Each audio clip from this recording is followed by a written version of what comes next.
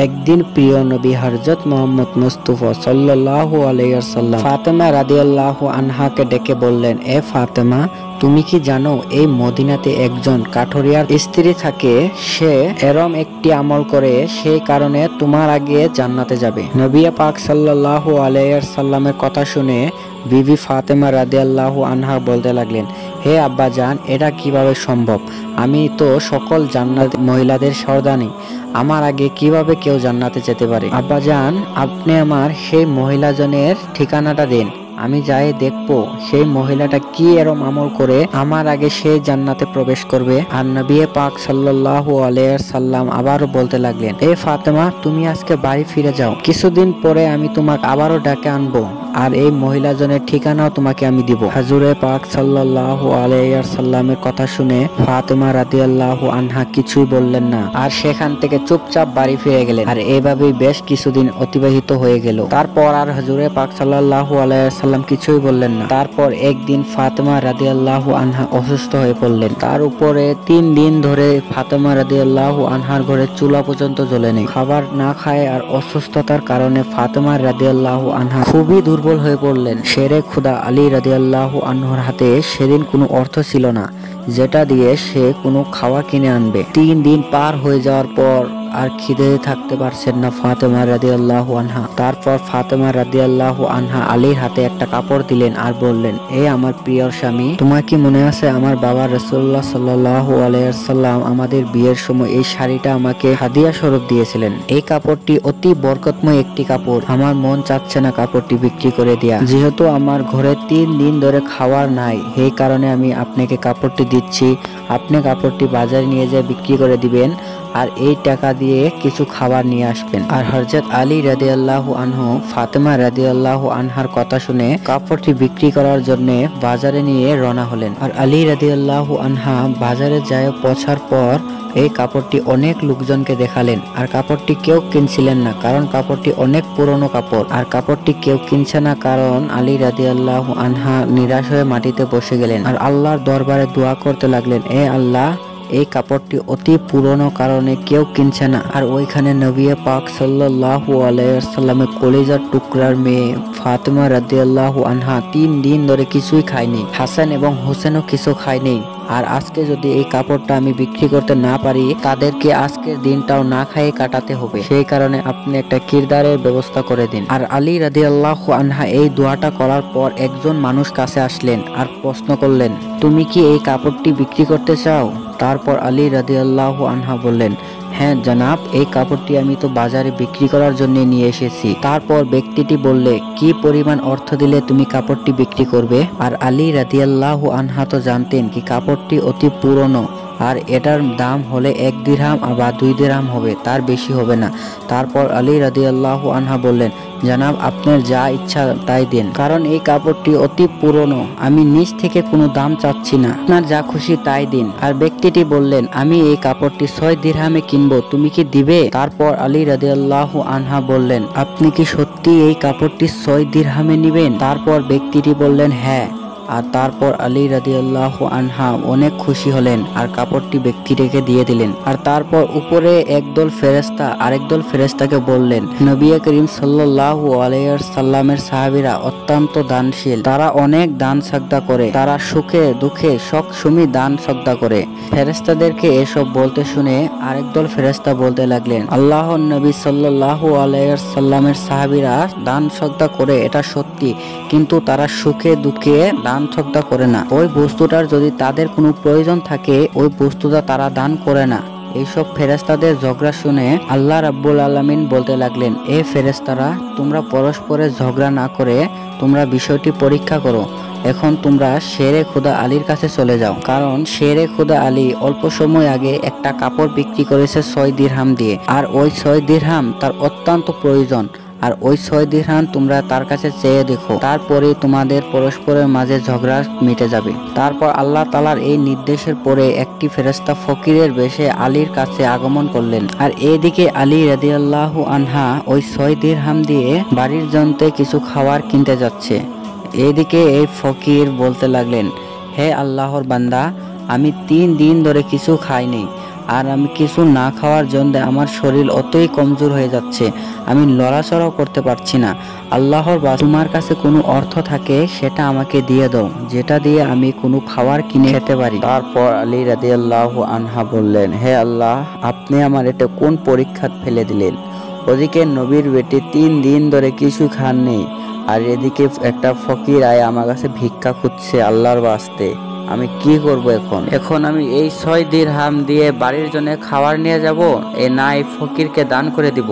তারপর আলী রাদিয়াল্লাহু আনহা ভাবতে লাগলেন, আমি 6 দিরহাম এই ফকিরকে দান করে দিব, কারণ আল্লাহ আমার উত্তম অভিভাবক, আল্লাহ আমাকে উত্তম কিছু দিবেন। তারপর আলী রাদিয়াল্লাহু আনহা ওই 6 দিরহাম ফকিরকে দান করে দিলেন। তারপর আলী রাদিয়াল্লাহু আনহা অতি চিন্তিত অবস্থায় আর পরেশান মনে আগের দিকে বাড়তে থাকলেন। আর তারপর কিছু সময় আগের দিকে যাওয়ার পর একজন ব্যক্তি আলী রাদিয়াল্লাহু আনহার কাছে এলেন, এসে বললেন, হে আলী রাদিয়াল্লাহু আনহা, আপনি কি আমার কাছ থেকে এই লাল ঘোড়াটি কিনবেন? তারপর আলী রাদিয়াল্লাহু আনহা বললেন, ভাই, আপনার কাছ থেকে আমি এই ঘোড়াটা কিভাবে কিনবো?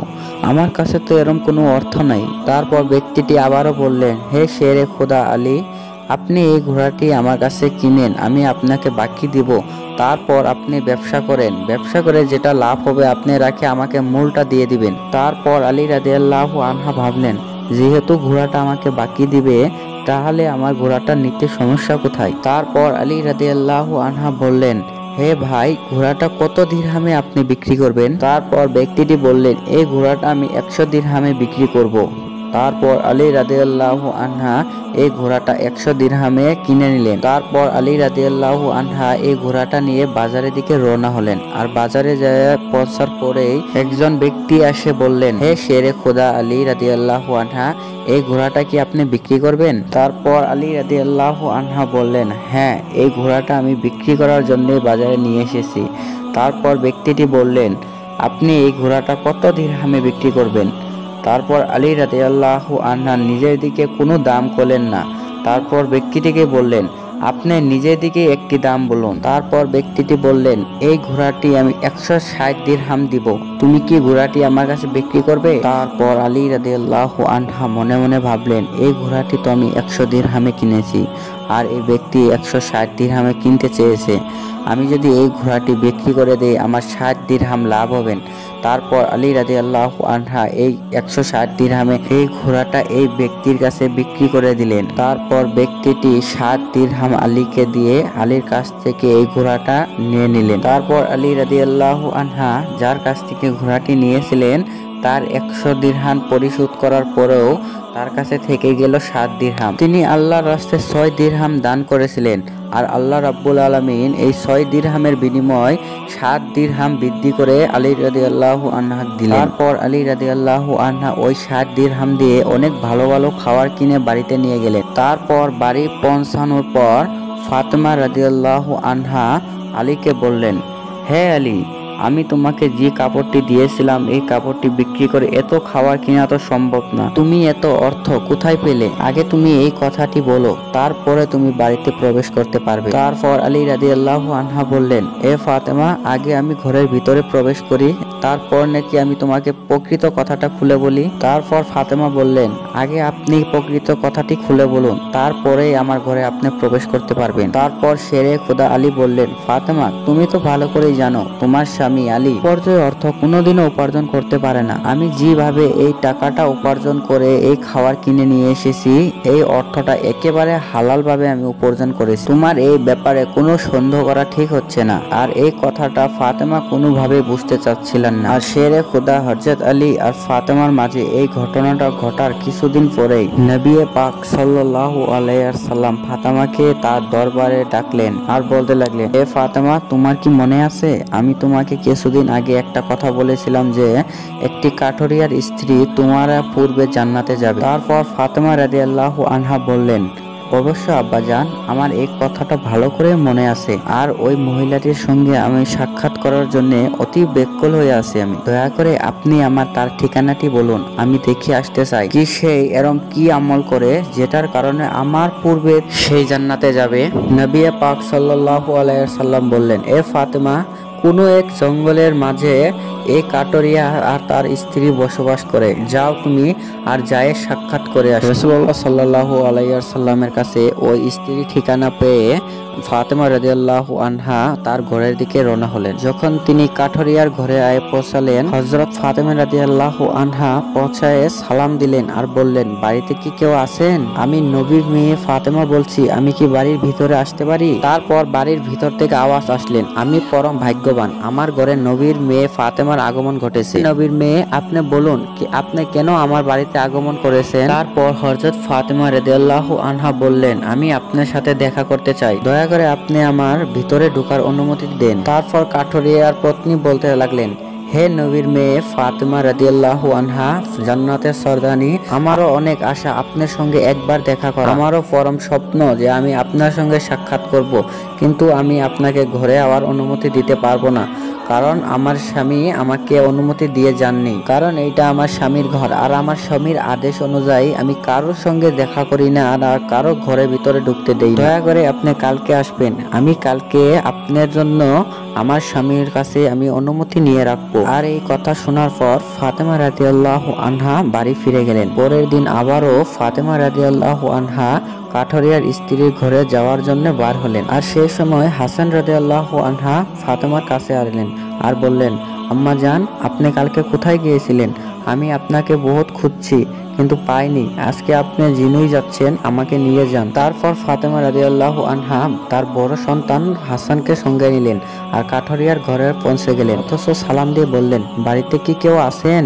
আমি নবীর মেয়ে ফাতেমা বলছি এবং আমার সঙ্গে আমার বড় পুত্র হাসান রয়েছে, আমি কি বাড়ির ভিতরে আসতে পারি? তারপর বাড়ির ভিতর থেকে কাঠরিয়ার স্ত্রী বললেন, হে নবীর মেয়ে ফাতেমা, আপনার সঙ্গে দেখা করার ইচ্ছা আমারও রয়েছে, আর গতকালকে আমি আমার স্বামীর কাছ থেকে আমি আপনার সঙ্গে দেখা করার অনুমতি নিয়েছিলাম, কিন্তু আপনার সঙ্গে যে আপনার পুত্র হাসান রয়েছে তার বিষয়ে আমি আমার স্বামীর কাছে অনুমতি নিইনি, আর সেই কারণে আমার ঘরে ঢোকার অনুমতি আমি আপনাকে দিতে পারি, আপনার সন্তান হাসানকে দিতে পারি না। দয়া করে আপনি কালকে আসবেন, আমি আপনার সন্তান হাসানের কথা আমার স্বামীর কাছে কালকে অনুমতি নিয়ে রাখবো। আর এই কথা শোনার পর ফাতেমা রাদিয়াল্লাহু আনহা আবারও বাড়ি ফিরে গেলেন। পরের দিন আবারও ফাতেমা রাদিয়াল্লাহু আনহা ওই স্ত্রীর সঙ্গে সাক্ষাৎ করার জন্য বের হলেন। আর সেই সময় তার ছোট সন্তান হোসেন রাদিয়াল্লাহু আনহা তার কাছে আসলেন আর বললেন, আম্মা জান, আপনি 2 দিন ধরে কোথায় যাচ্ছেন? আমি আপনাকে খুঁজে বেড়াচ্ছি, পাচ্ছি না, আজকে আমিও আপনার সঙ্গে যাব, দয়া করে আমাকে নিয়ে নিন। আর ফাতেমা রাদিয়াল্লাহু আনহা তার ছোট সন্তান হোসেনকেও সঙ্গে নিয়ে গেলেন। আর ফাতেমা রাদিয়াল্লাহু আনহা বাড়িতে গিয়ে আবার সালাম দিলেন আর বললেন,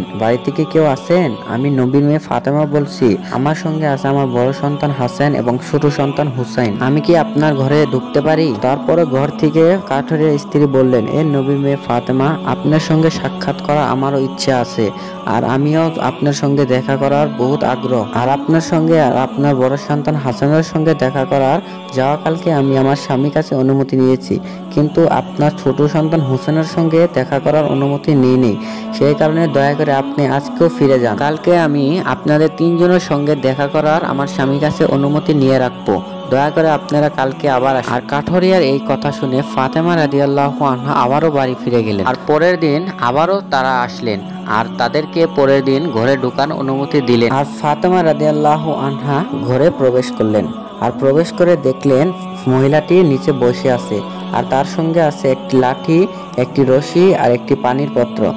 আর তাকে বললেন, তুমি এগুলা নিয়ে কেন বসে আছো? সারাদিন পরিশ্রম করার পরে আমার স্বামী যিসুম ঘরে ফিরবে, তার যদি অজু করার কোনো অসুবিধা না হয় আর পানি পান করার কোনো অসুবিধা না হয়, তার পানির প্রয়োজন হওয়ার সঙ্গে সঙ্গে আমি যদি পানিটা তাকে পৌঁছে দিতে পারি, সেই কারণে পানি নিয়ে আমি এখানে বসে আছি। তারপর ফাতেমা রাদিয়াল্লাহু আনহা বললেন, এই লাঠি নিয়ে এখানে বসে আছো কেন, আর এই দড়ির এখানে কি প্রয়োজন? আর তখন কাঠরিয়ার স্ত্রী বললেন, যখনই আমার স্বামী আমার উপরে কোনো অসন্তুষ্টি হবেন তখন আমাকে শাস্তি দেওয়ার জন্য তার দরকার পড়বে একটি লাঠি, আর আমারে বেঁধে মারার জন্য একটি দরকার পড়বে রশি, আর এই দড়িটা আমি রেখেছি আর লাঠিটা এই কারণেই রেখেছি, কারণ আমাকে শাস্তি দেওয়ার জন্য সে এইসব খোঁজার প্রয়োজন যাতে না হয়, কোনো অসুবিধা যাতে না হয়, তার কারণে আমি এইসব এখানে রেখেছি। আর কাঠরিয়ার পত্নীর স্বামী ভক্তি দেখে ফাতেমা রাদিয়াল্লাহু আনহা আর কিছুই বললেন না, ওখান থেকে নবী পাক সাল্লাল্লাহু আলাইহি ওয়াসাল্লামের কাছে চলে গেলেন। তারপর নবী করিম সাল্লাল্লাহু আলাইহি ওয়াসাল্লাম ফাতেমা রাদিয়াল্লাহু আনহাকে জিজ্ঞেস করলেন, ফাতেমা, তুমি কি ওই স্ত্রীর সঙ্গে দেখা করে এসেছো?